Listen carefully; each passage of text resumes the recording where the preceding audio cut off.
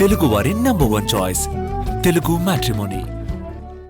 నకిలీ మద్యం తయారీ కేసులో స్పీడ్ పెంచారు ఏపీ ఎక్సైజ్ అధికారులు.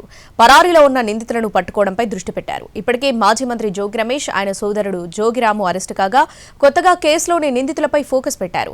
మరోవైపు మాజీ మంత్రి జోగి రమేష్, ఆయన సోదరుడు జోగిరామును నెల్లూరు జిల్లా సెంట్రల్ జైలుకు తరలించారు. కల్తీ మద్యం కేసులో అరెస్టైన మాజీ మంత్రి జోగి రమేష్, ఆయన బ్రదర్ రామును నెల్లూరు సెంట్రల్ జైలుకు పోలీసులు తరలించారు. న్యాయమూర్తి రిమాండ్ విధించిన అనంతరం మొదట విజయవాడ జైలుకు తరలించారు. అయితే కోర్టు ఆదేశాలతో స్పెషల్ ఎస్కార్ట్ మధ్య నెల్లూరుకు షిఫ్ట్ చేశారు.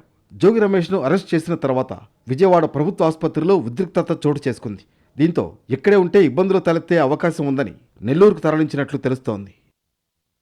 మరోవైపు నకిలీ మద్యం కేసులో జోగి రమేష్ అరెస్ట్ కావడంతో మిగతా నిందితులపై అధికారులు ఫోకస్ పెట్టారు. జోగి రమేష్ A18గా ఉండగా మరొక 5 నిందితులను కొత్తగా కేసులో చేర్చారు. A21గా సుదర్శన్, A22గా సెంథిల్, A23గా ప్రసాద్ను నిందితుల జాబితాలో చేర్చడంతో పాటు జోగి రమేష్ రిమాండ్ రిపోర్టులో ప్రస్తావించారు. దీంతో నకిలీ మద్యం తయారీ కేసులో నిందితుల సంఖ్య 23కు చేరింది. ఈ కేసులో కొత్తగా నిందితులుగా చేరిన A20 మనోజ్ను అధికారులు అదుపులోకి తీసుకున్నారు. విచారిస్తున్న సమయంలో తీవ్ర అస్వస్థతకు గురి కావడంతో మనోజ్ను వెంటనే స్థానిక ప్రైవేట్ ఆసుపత్రికి తరలించారు. పరిస్థితి కొంత మెరుగుపడ్డాక 41A కింద నోటీసులు ఇచ్చి పంపారు. నకిలీ మద్యం తయారీకి సంబంధించి ప్లాస్టిక్ బాటిల్స్, లేబుల్స్, క్యాప్స్ అందించినట్లు గుర్తించారు. వీరితో పాటు సెంథిల్, ప్రసాద్ను కూడా అరెస్టు చేయడానికి ప్రత్యేక బృందాలు పనిచేస్తున్నాయి.